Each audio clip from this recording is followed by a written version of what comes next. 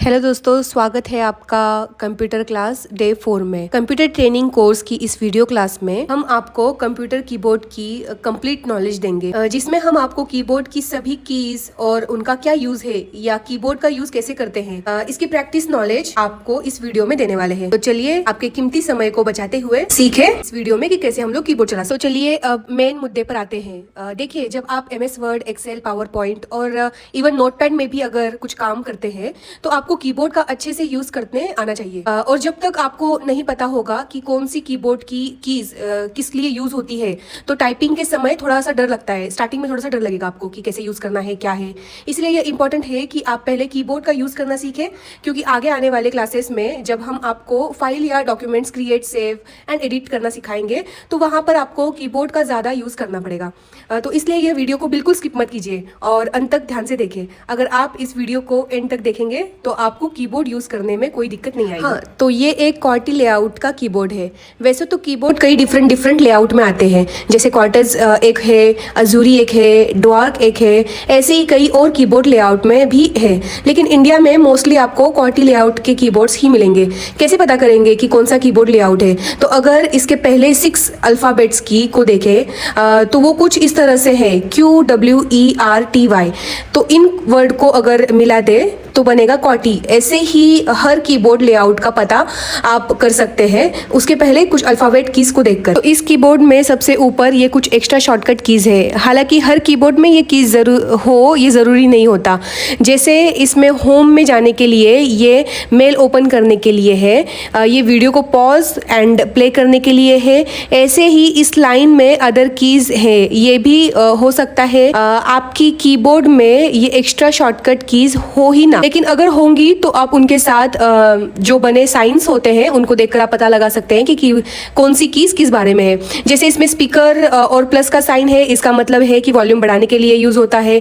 इसमें speaker and minus का sign है, इसका मतलब है वॉल्यूम कम करने के लिए होता है। अब इससे नीचे की लाइन में जो सबसे लेफ्ट कॉर्नर में ये एस्केप की है, जिसकी कई यूजेस है, जैसे किसी प्रोसेस को स्टॉप या कैंसिल करने के लिए, फुल स्क्रीन को एग्जिट करने के लिए, या पॉपअप मेनू और डायलॉग बॉक्स को क्लोज करने के लिए। अब यहाँ आती है फंक्शन कीज, F1 से लेके F12 तक। इन सभी कीज का अपना अलग अलग फंक्शन होता है। फॉर एग्जांपल, आपने कोई प्रोग्राम ओपन किया है और लेट्स सी गूगल क्रोम। अगर आप F1 प्रेस करेंगे तो उसके हेल्प और सपोर्ट विंडोज ओपन हो जाएंगी। ऐसे ही कोई भी प्रोग्राम आपने ओपन किया हो उसकी हेल्प सेक्शन को ओपन करने के लिए आप F1 की का यूज कर सकते हैं। नेक्स्ट है F2 की। अगर आपको किसी फाइल, फोल्डर या डेस्कटॉप आइकन का नेम चेंज कर तो आप उसे माउस कर्सर को उस फोल्डर पे रख कर F2 प्रेस कर सकते हैं, उसका नेम रीनेम आप कर सकते हो। नेक्स्ट है F3 को दबाकर आप करेंटली ओपन प्रोग्राम में सर्च फीचर्स को एक्टिव कर सकते हैं, जिसकी मदद से फिर आप फाइल्स या फोल्डर्स या फिर एक डॉक्यूमेंट्स और वेब पेज में किसी स्पेसिफिक वर्ड को ढूंढ सकते हैं। नेक्स्ट F4 की का यूज एक प्रोग्राम से दूसरे प्रोग्राम में डिफरेंट हो सकता है। इसके अलावा का उपयोग दूसरी की के साथ में भी किया जा सकता है, जैसे Alt + F4 को दबाकर आप करंटली ओपन विंडोज को क्लोज कर सकते हैं। नेक्स्ट है F5, जिसका यूज भी लगभग प्रोग्राम में डिफरेंट हो सकता है। फॉर एग्जांपल, किसी ब्राउजर में एक वेब पेज को रीलोड या रिफ्रेश करने के लिए आप F5 का की प्रेस कर सकते हो। ऐसे ही MS वर्ल्ड में इससे find and replaced Windows open कर सकते हो। कहने का मतलब है जिस भी प्रोग्राम को आपने ओपन किया होगा उसके मुताबिक से इसका फंक्शन चेंज हो सकता है। F6, अगर आपने कोई इंटरनेट ब्राउज़र ओपन किया होगा, जैसे कि आप F6 प्रेस करते हैं तो एड्रेस बार में जो भी URL होगा वो सिलेक्ट हो जाएगा, जिससे फिर आप कॉपी कट कर सकते हैं या एड्रेस बार में कुछ और टाइप करके सर्च कर सकते हैं। F7 की, अगर आपने MS Word, Excel, PowerPoint इन प्रोग्राम्स को ओपन किया तो F7 प्रेस करके आप स्पेलिंग एंड ग्रामर चेक करने वाले डायलॉग बॉक्स को ओपन कर सकते हैं। F8, अगर आपका कंप्यूटर टर्न हो रहा है, आप F8 की को बार बार दबाते हैं तो बूट मेनू को ओपन कर सकते हो। F9 का यूज बेसिकली आउटलुक में ईमेल को सेंड करने के लिए किया जाता है। फिर है F10, इसका इस की का अलग अलग प्रोग्राम में डिफरेंट फंक्शन हो सकता है। फॉर एग्जांपल, अगर किसी ब्राउज़र को आपने ओपन किया है और आप F10 की प्रेस करते हो तो उसका जो 3 डॉट आइकन होता है जिसे मेनू बार भी कहते हैं वो सिलेक्ट हो जाता है। फिर आप एंटर दबाकर उसे ओपन कर सकते हैं। अगर F11 को आप प्रेस करते हैं तो आप ब्राउज़र में फुल स्क्रीन को एक्टिव कर सकते हैं। वापस F11 प्रेस करने के बाद फुल स्क्रीन को एग्जिट कर सकते हैं। अब लास्ट F12 की, अगर आपने MS ऑफिस का कोई एप्लीकेशन ओपन किया है तो आप जैसे ही F12 की प्रेस करेंगे इससे save as a dialog box open होगा, जिससे आप अपने डॉक्यूमेंट्स को कंप्यूटर में सेव कर पाएंगे। तो ये थी F1 से F12 तक की फंक्शंस की। अब इसी लाइन में सबसे राइट कॉर्नर पर 2 कीज और है, SYSRQ। ये प्रिंट स्क्रीन की है जिसे अगर आप प्रेस करेंगे तो आपकी पूरी स्क्रीन क्लिपबोर्ड में कैप्चर हो जाएगी। फिर जिसे आप पेन सॉफ्टवेयर में जाकर पेस्ट कर सकते हैं। अगर आप अपनी पूरी स्क्रीन का स्क्रीनशॉट लेना चाहते हैं तो आप प्रिंट स्क्रीन के यूज़ कर सकते हैं।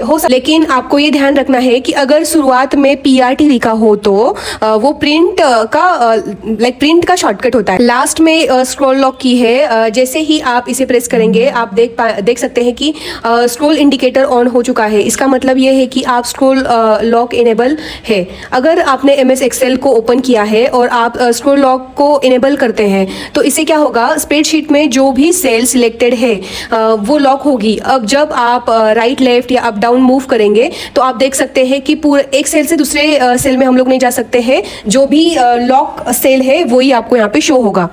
अब जिन भी कीज में सिंबल्स बने हैं ये सभी, उसके बाद ये अल्फ़ाबेट वाली कीज, उसके बाद ये न्यूमेरिकल्स की, फिर यहाँ भी जो सिंबल्स है अल्दो न्यूमेरिकल्स की यहाँ भी है। तो ये जो सब कीज है लाइक सिंबल, अल्फाबेट्स और नंबर्स वाली, इन्हें हम टाइपिंग कीज कहते हैं क्योंकि ये टाइपिंग में यूज होती है। अभी आगे देखते हैं कि कैसे इनको हम लोग यूज कर सकते हैं। इसके बाद आ जाते हैं हम लोग बैक स्पेस के कीज पे। ये यहाँ जो लेफ्ट एरो है ये बैक स्पेस की का सिंबल है। जब आप इसे प्रेस करेंगे तो जिस भी वर्ड में आगे आपने माउस कर्सर को रखा होगा उसका एक कैरेक्टर डिलीट हो जाएगा। अगर आपने डॉक्यूमेंट में एक से ज्यादा कैरेक्टर को डिलीट करना है तो बैकस्पेस की को वहां तक दबाए रखें जहां तक आपको डिलीट करना है। इसके नीचे एंटर की है। अगर आप किसी डॉक्यूमेंट्स में या टेक्स्ट एडिटर में हो, एंटर की को दबाकर आप पैराग्राफ की नेक्स्ट लाइन में मूव कर सकते हो।